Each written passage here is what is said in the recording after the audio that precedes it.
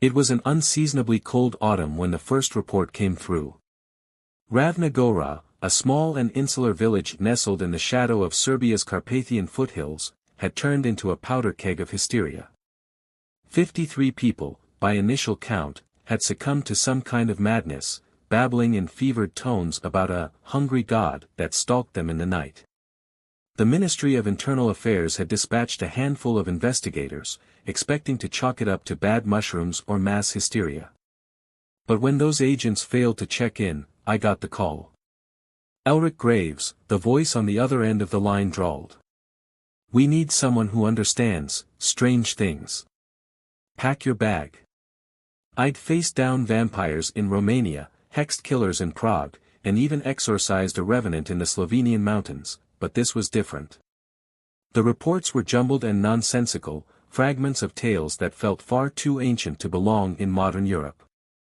There were whispers of frostbitten corpses rising from shallow graves and hunters disappearing into the forest, leaving only screams carried back on the wind. By the time I arrived in Ravna Gora, the air itself felt like it was morning. The villagers who hadn't been affected outright wore hollow expressions, darting their eyes at every shadow. The madness-stricken were housed in the village school, now converted into a makeshift infirmary. I'll never forget the first of them I saw, a young man, bound to his cot, mumbling a single phrase over and over. "It's coming for the warm ones. It's hungry." The local constable, a wiry man named Petter, greeted me with the nervous energy of a man who'd seen too much but didn't dare acknowledge it. "You're the investigator, yes? The one from—" "I am," I cut him off. His unease was contagious, and I didn't need him breaking down before I'd even gotten the lay of the land. "Walk me through this." Petter fidgeted, his gaze shifting to the dark forest that loomed over the village. "It started 3 weeks ago. Hunters went missing first. Then the madness came. People say, they hear things. In the woods. Voices of loved ones, long dead. And there's something else." He hesitated, and I felt my patience thin. "Out with it. They've found bones. Not human. Not animal." His voice dropped to a whisper. "Something in between." I followed him to the school, bracing myself for what lay ahead. Inside, the smell of sweat, decay, and something far worse, something sweet and cloying, hit me like a wave.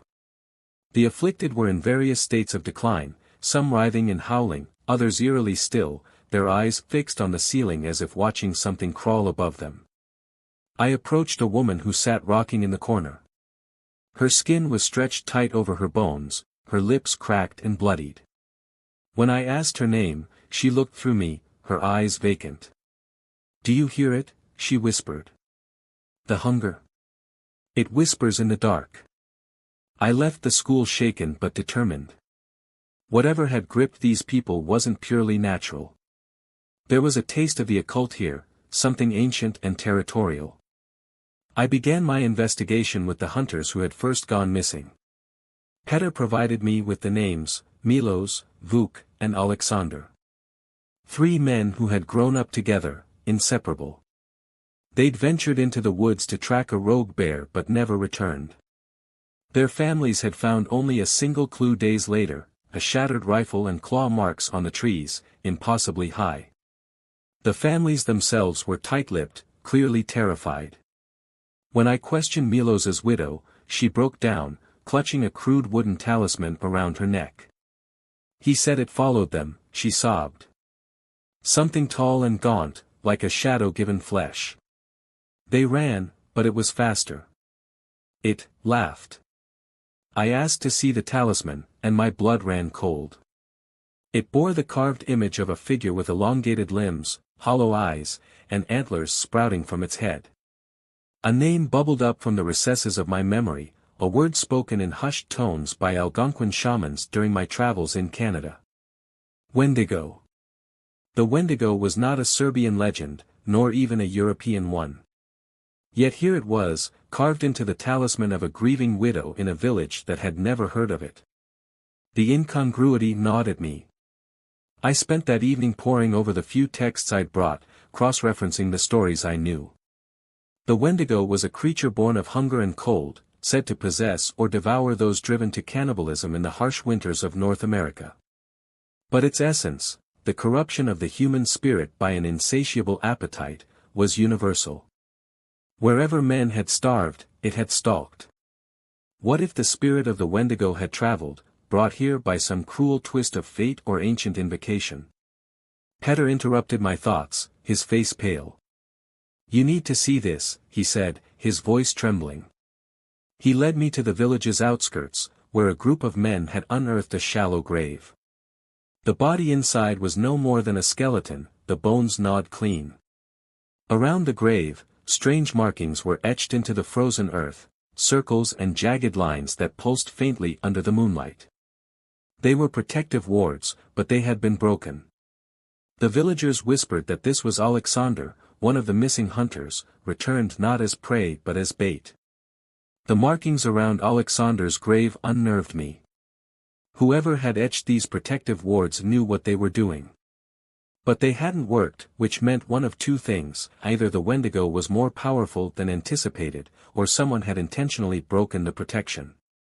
As I crouched near the markings, I noticed faint, irregular scratches that marred the symbols. The frost on the ground obscured the details, but something about the grooves felt deliberate. I traced the lines with my gloved fingers, trying to reconstruct the original design. "Who found the body?" I asked Petter. He pointed to a cluster of villagers standing in the distance, their faces shadowed by the weak lantern light. "Boyan and his sons," he said. They were digging to build a new smokehouse. I approached Boyan, a burly man with a thick beard and wary eyes. "Did you disturb the ground around the body?" I asked. He shook his head vehemently. "No, we stopped as soon as we saw the bones." There was a feeling. Like the air was heavier there. His youngest son, no more than 12, tugged at his father's sleeve. "It smelled bad, Papa," the boy said. "Like old meat." The child's words sent a chill through me. A Wendigo's presence often left a stench of decay, as though the land itself rejected its corruption. Whatever had happened here, Alexander's grave was not a natural resting place. That night, I couldn't sleep.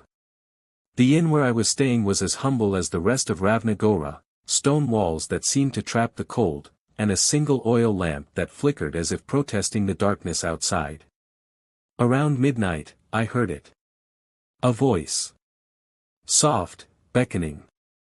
It came from the window, carried on the frigid wind. At first, I thought it was a trick of my mind. But then it spoke again, clearer this time. "Elric." It wasn't a voice I recognized, but it was undeniably human. Against my better judgment, I moved to the window and peered out. The village lay silent under a veil of frost. The forest beyond the houses was impenetrably dark, its trees casting long, skeletal shadows. "Elric," the voice whispered again, but now it came from behind me. I spun, drawing my knife instinctively, but the room was empty. The air felt colder, heavier. I steadied my breathing and murmured a protective incantation under my breath. The voice faded, but the chill lingered, sinking deep into my bones. Whatever was hunting Ravna had begun to notice me. The next morning, I returned to the forest, armed with charms, a revolver loaded with silver bullets, and a journal of protective rites I had compiled over the years. Petter insisted on coming with me, though his hands trembled as he clutched his rifle. We followed the trail where the hunters had disappeared. The snow-covered ground bore no clear tracks, but the trees told their own story. Deep gashes marked the trunks, too high to be the work of any natural predator. Some of the wounds oozed a dark, sap-like substance that smelled faintly of iron. Petter stopped suddenly, his face pale. "Look," he whispered. Ahead of us, the trees thinned into a clearing. In its center stood a crude wooden effigy, towering at least 10 feet tall.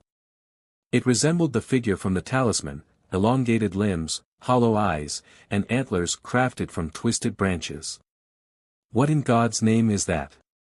Petter muttered. It's not God's, I replied grimly.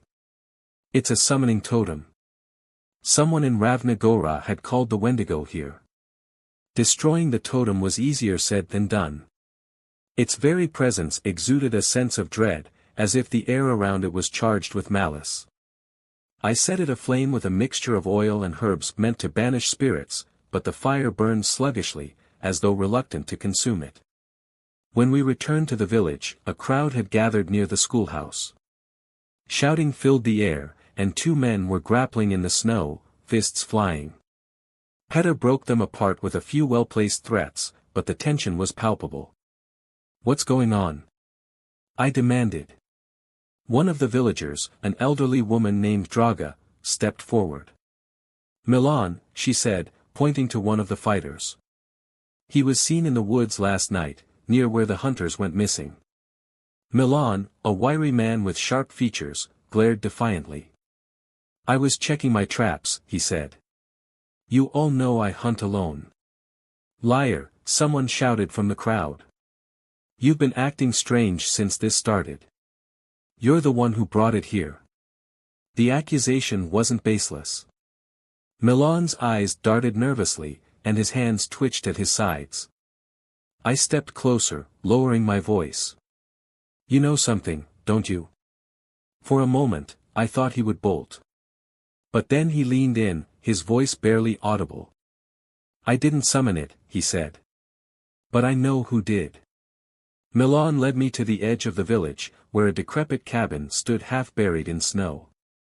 This is where you'll find her, he said, refusing to go any further. Her. Baba Anka, he whispered. The old witch. She knows things, does things. People say she's lived here for 100 years. The cabin exuded an oppressive aura. Its windows were shuttered, and strange charms hung from the eaves, bundles of bones and feathers tied with red string. I knocked once, twice, before the door creaked open on its own. Inside, the air was thick with the smell of herbs and wax. A figure sat hunched by the fire, her back to me. I wondered when you'd come, she rasped. Baba Anka was as ancient as the village's stones, her face a road map of wrinkles and her eyes milky with cataracts. But despite her frailty, there was an undeniable power about her. You know what's happening here, I said. She chuckled, a sound like dry leaves rustling. The Wendigo is hungry, and the hunger grows. You cannot stop it. But you can, I pressed. Tell me who summoned it. Her smile faded. You asked the wrong question, investigator. It was not summoned. It was invited. Her words sent a shiver down my spine. By whom? She turned her blind eyes toward me, as if she could see into my soul. By someone who feared the cold more than their own humanity. The Wendigo answers to hunger, yes. But it thrives on betrayal. Baba Anka's cryptic warning gnawed at me as I left the cabin. Someone in Ravna Gora had betrayed their kin, and in doing so, had unleashed a terror that fed on the very essence of humanity. The Wendigo was no mere creature, it was a force, a hunger that consumed not just flesh but the soul itself. To banish it, I would have to uncover the betrayal that had called it forth and confront the one responsible. But the Wendigo wasn't done with Ravna Gora. That night, it would claim another victim. I hadn't even made it back to the village before the screams began. They erupted from the far end of Ravna Gora, near the forest's edge, rising in pitch and intensity like a choir of agony. Petter came running toward me, his face as pale as the snow. It's taken another, he shouted, barely able to get the words out. I followed him to the scene, where a crowd of villagers had gathered, their breath visible in the freezing air. At the center of the commotion lay what remained of a man. It was Dragan, a woodcutter, now little more than a heap of skin and bone. His flesh was stretched impossibly tight, as though his body had been drained of its essence. His eyes were wide open, frozen in an expression of terror that sent a shiver down my spine. What happened? I demanded. A woman in the crowd sobbed, clutching her shawl tightly. "We heard him screaming," she said. "By the time we got here, it was too late." I crouched over Dragon's body, examining the wounds. There were no signs of a struggle, no blood, just the unmistakable mark of something unnatural. His mouth was frozen mid-scream, and a thin layer of frost coated his lips. Around him, the snow was undisturbed, save for a single set of tracks leading back into the forest. The tracks were enormous, each print elongated, with claw marks digging deep into the frozen earth. The death of Dragon sent the village into a panic. People barricaded their homes, whispering prayers and clutching relics. Fear turned quickly to anger, and suspicion spread like wildfire. Fingers were pointed at Milan again, but this time others joined the growing accusations. Anyone who had shown the slightest oddity in behavior became a target. The tension came to a head that evening at the village hall, where the remaining able-bodied men and women had gathered. Petter stood at the center, trying to maintain order, but the crowd was restless. "We need answers," someone shouted. "This thing is hunting us one by one. If we don't act, we'll all die." "And what do you propose?" another voice countered. "Go into the woods and call it out. We've seen what it does." I raised my hand to quiet them, the weight of the situation pressing heavily on my shoulders. "This isn't just a monster," I said. "It was invited here, as Baba Anka said. Someone in this village struck a pact with it, someone who chose their own survival over the lives of others." A ripple of murmurs passed through the crowd. The villagers glanced at one another, suspicion thick in the air. "And how do we find the one responsible?" Petter asked, his voice wary. I hesitated. The truth was, I didn't know. The Wendigo was cunning, and it thrived on paranoia. If I wasn't careful, this village would tear itself apart before I uncovered the truth. With the village on edge, I decided to follow the tracks I'd seen near Dragon's body. If nothing else, they might lead me closer to the Wendigo's lair. Petter reluctantly agreed to accompany me again, though the fear in his eyes was plain. The forest was silent as we ventured deeper, the only sounds our boots crunching in the snow. The tracks wound through the trees in an erratic pattern, as though the creature had been toying with its prey. The deeper we went, the colder it became. Even with layers of clothing, the chill seeped into my skin, biting at my bones. "Do you hear that?" Petter whispered suddenly. I stopped, straining my ears. At first, I heard nothing but the faint whistle of the wind. Then it came, a low, mournful wail, like a soul crying out from the depths of despair. It seemed to come from all directions, echoing through the trees. "It's trying to draw us in," I said, gripping my revolver tightly. "Stay close." The wailing grew louder as we pressed on, until we reached a clearing. At its center was another totem, identical to the one we had destroyed. But this one was surrounded by human bones, arranged in a circle. Some were fresh, still glistening with frozen marrow. Petter gagged, turning away. I stepped closer, examining the arrangement. The bones weren't random, they formed a pattern, a sigil I recognized from my studies. It was a summoning circle, and it had been recently activated. Someone was still feeding the Wendigo. I knew we couldn't destroy this totem the same way as before. The presence of the bones suggested it was tethered to something, or someone, in the village. Breaking it prematurely could unleash the Wendigo's full wrath on Ravna.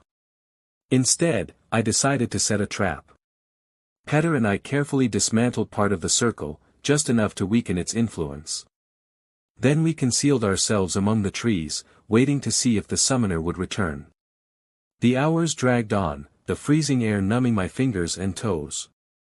Just as I was about to suggest we retreat, I heard movement. Footsteps crunched in the snow, deliberate and cautious. A figure emerged from the shadows, carrying a bundle of offerings, animal entrails, herbs, and a small vial of blood. It was Milan. Petter stiffened beside me, but I placed a hand on his arm to keep him quiet. We watched as Milan approached the circle, muttering something under his breath. He knelt and began to rearrange the bones, his movements frantic.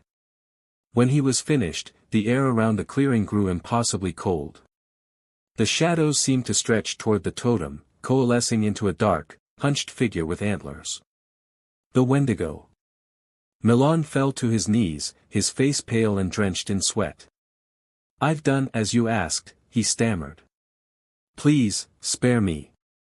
The Wendigo's hollow eyes fixed on him, unblinking. Its voice was a guttural rasp, like wind through dead trees. "The dead is not paid." I stepped into the clearing, my revolver drawn.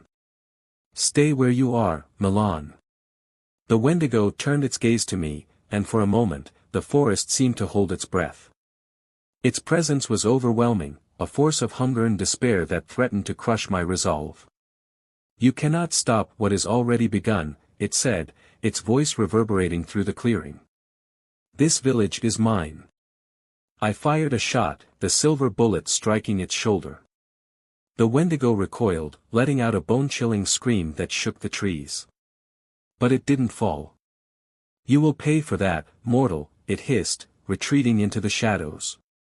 Milan tried to run, but I caught him by the arm. "You're coming with me," I said through clenched teeth. "You have a lot to answer for." Back in the village, I interrogated Milan in the safety of Petter's home. His story was both damning and tragic. "When the winter came early last year," he began, his voice trembling, "we were starving. My wife, my children. I had to do something." He explained how he had sought out Baba Anka, begging her for a way to save his family. She had warned him of the price, but desperation blinded him. She had taught him the ritual to summon the Wendigo, promising that it would only take what it needed. But it lied, Milan said, tears streaming down his face. It demanded more and more. First animals, then, he broke down, unable to continue. I realized then that Milan's betrayal had not been a single act, but an ongoing cycle of sacrifices, each one deepening the Wendigo's hold on the village. The question now was how to sever that hold, and whether Milan's life would be part of the price. Milan's confession left little doubt, the Wendigo had twisted his desperation into servitude. But I also knew that the creature's power wasn't absolute. Its influence was tethered to the pact, a foul contract rooted in hunger, fear, and betrayal. To end its reign, we'd need to unravel that bond. The village was quiet that night, blanketed in an unnatural stillness. Even the wind had stopped, as though the world was holding its breath. I summoned Petter and a few trusted villagers, men and women who hadn't succumbed to hysteria. "We can't let this thing continue to feed," I told them. "It thrives on Milan's pact, but it also grows stronger with each life it takes. If we act now, we have a chance to weaken it. But it won't be easy."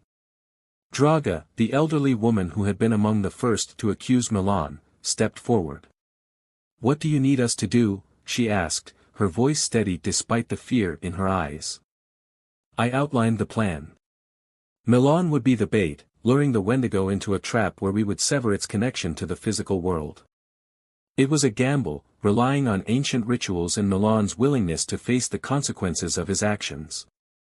"I'll do it," Milan said, his voice hollow. "It's my fault it's here. I'll face it."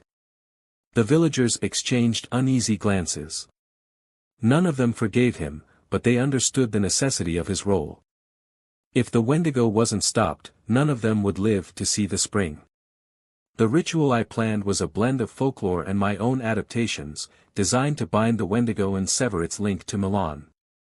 We would create a sacred circle in the heart of the forest, reinforced with wards and symbols that had proven effective against spirits and demons in my past investigations.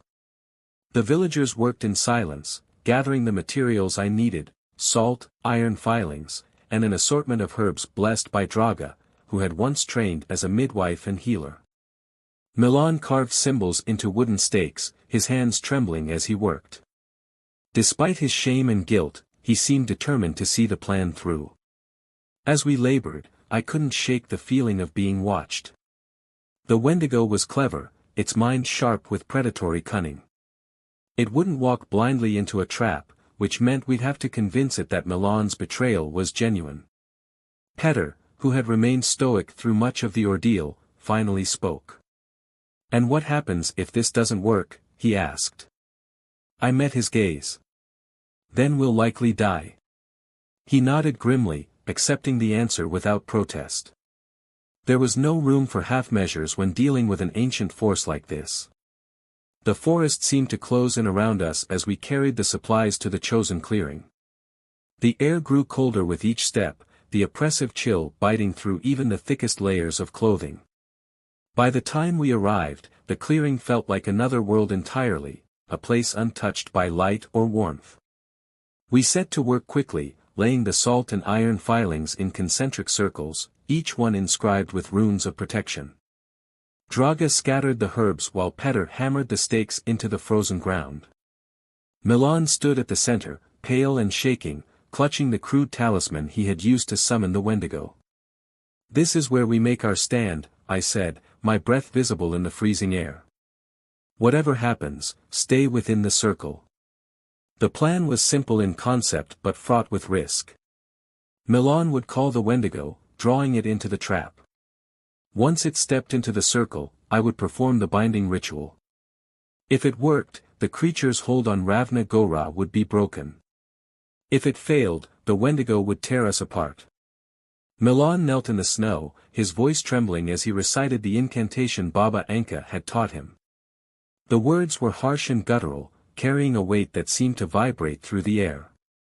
The forest responded, the wind picking up and howling through the trees like a chorus of the damned. For a moment, there was silence. Then the shadows began to move. The Wendigo emerged from the darkness, its form even more grotesque than I had imagined. Its body was impossibly thin, its skin stretched taut over protruding bones. Its antlers glistened with frost, and its hollow eyes glowed faintly in the dim light. The stench of decay rolled off it in waves, nearly overwhelming. Milan froze, his voice faltering. I brought them, as you asked," he stammered, his words part of the ruse. The Wendigo tilted its head, the motion unsettlingly slow. "You lie," it rasped. "The fear in your heart betrays you." It took a step closer, its clawed feet crunching in the snow. "You thought you could cheat me. You thought you could escape." As the Wendigo stepped into the circle, the wards flared to life. The runes glowed with an otherworldly light, and the air crackled with energy. The creature snarled, its claws swiping at the invisible barrier that now surrounded it. I began the binding chant, my voice steady despite the terror clawing at my mind. The words came in a language older than Ravna Gora itself, a tongue meant to sever the ties between the physical and the spiritual. The Wendigo thrashed, its antlers striking the barrier with a sound like shattering glass. "You cannot bind me," it roared. "I am hunger. I am eternal." The ground beneath us trembled, and the circle began to waver. I redoubled my efforts, pouring every ounce of will into the ritual. Milan, to his credit, remained rooted in place, his face streaked with tears. Then, with a final, deafening roar, the Wendigo's form began to disintegrate. Its body collapsed into ash, the wind scattering it into the night. When the wind died, the forest was still. The oppressive cold lifted, and for the first time in weeks, I could hear the faint chirping of birds. The Wendigo was gone. Milan collapsed to the ground, his body racked with sobs. The villagers who had helped me stared at the empty circle, their faces a mix of relief and exhaustion. "It's over," Petter said, his voice barely above a whisper. But I wasn't so sure. Back in the village, the mood was somber. Though the Wendigo was gone, the scars it had left behind would take much longer to heal. The madness-stricken villagers showed no immediate signs of recovery, and the deaths of Dragan, Alexander, and others weighed heavily on everyone. Milan was taken into custody, though I doubted he would face formal charges. His punishment was already written in the guilt etched into his face. I spent the next day examining the totems and remnants of the Wendigo's influence, ensuring that no traces of its power remained. But something about Baba Anka's words still haunted me. The Wendigo had been invited, she'd said. Was Milan the only one who had called it, or were there others? Before I left Ravnagora, I paid one final visit to Baba Anka. She sat by her fire, as though she had been waiting for me. You did well, she said, her voice raspy but approving. But the hunger never truly dies. What do you mean? I asked, my heart sinking. She smiled faintly. The Wendigo is a force, not a being. It can be banished, but not destroyed. So long as there is desperation, so long as there is betrayal, it will return. I left her cabin with a heavy heart, her words a grim reminder of the fragility of humanity. As I descended the mountain and left Ravnagora behind, I couldn't shake the feeling that I had only delayed the inevitable. The Wendigo was gone, but the conditions that had summoned it, a world filled with fear, starvation, and human weakness, remained. Somewhere, in another forest, in another village, the shadows would stir again. And when they did, I would be there to face them.